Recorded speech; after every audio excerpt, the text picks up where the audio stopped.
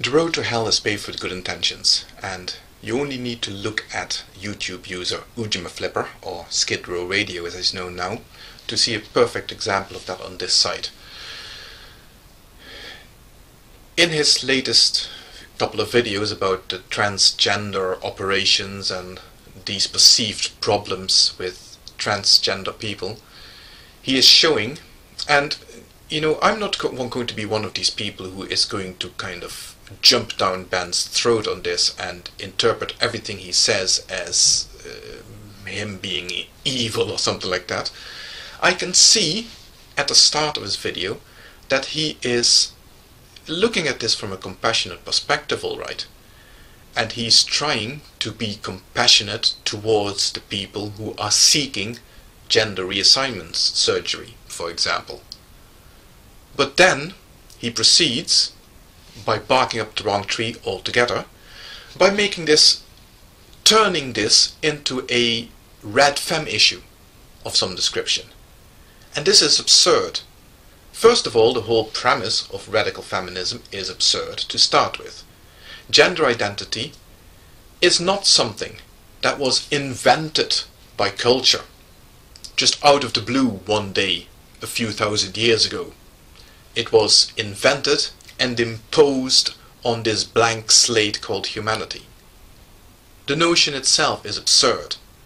Culture evolved alongside our species, and it evolved this gender identity, polarity, for some reason. That doesn't mean, by the way, and if anybody misinterprets what I'm saying here and starts acting the maggot in the comments, you're going to get blocked.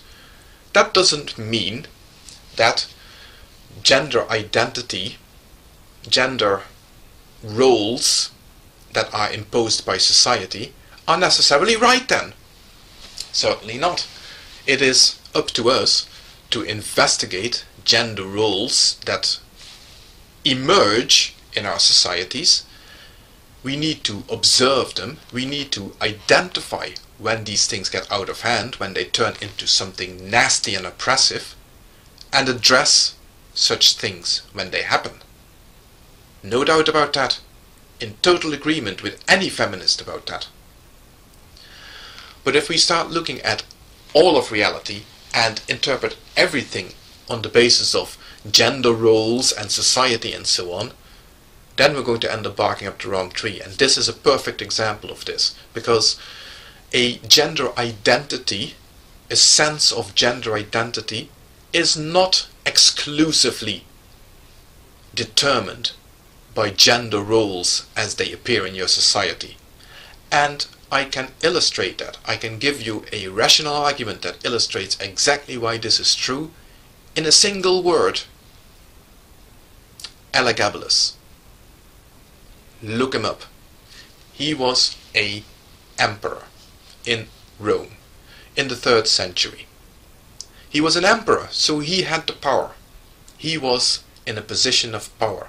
If he had any issues with gender roles as they were prevalent in the society that he lived in, it was within his power to change it, even if it was only in his own court setting, in the palaces, in his own immediate environment.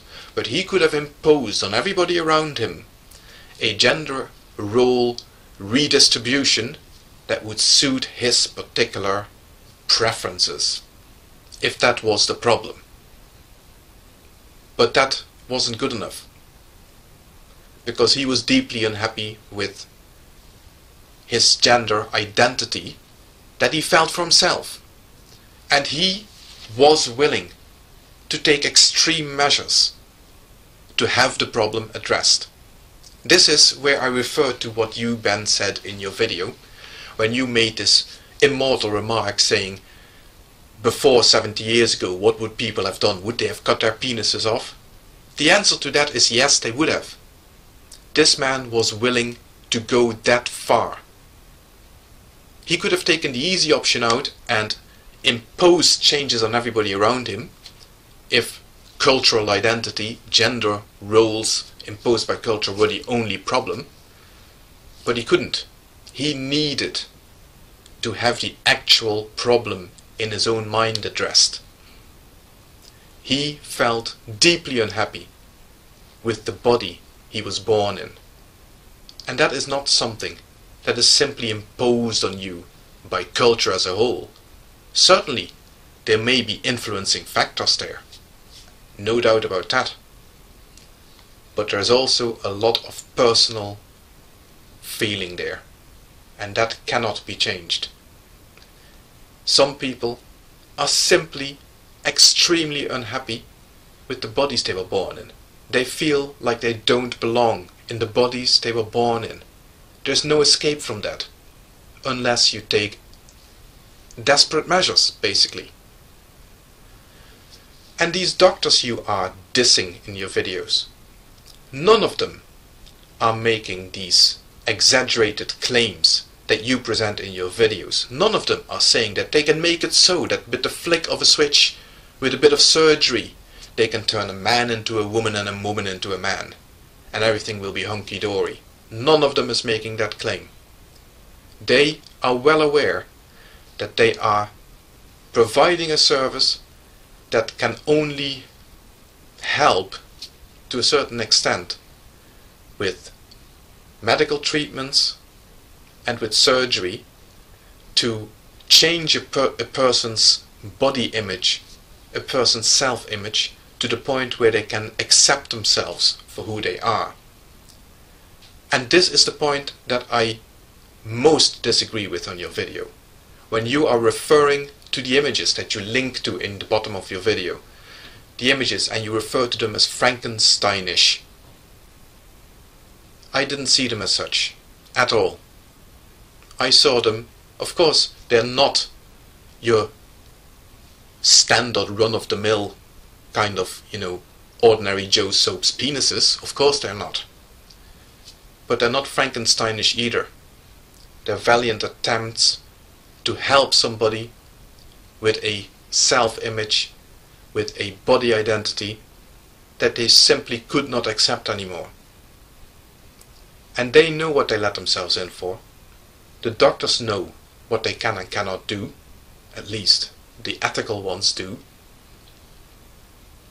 And you are in no position to judge any of them on that basis.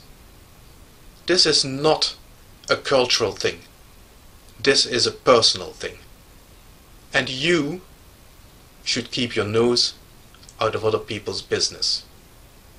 That's all.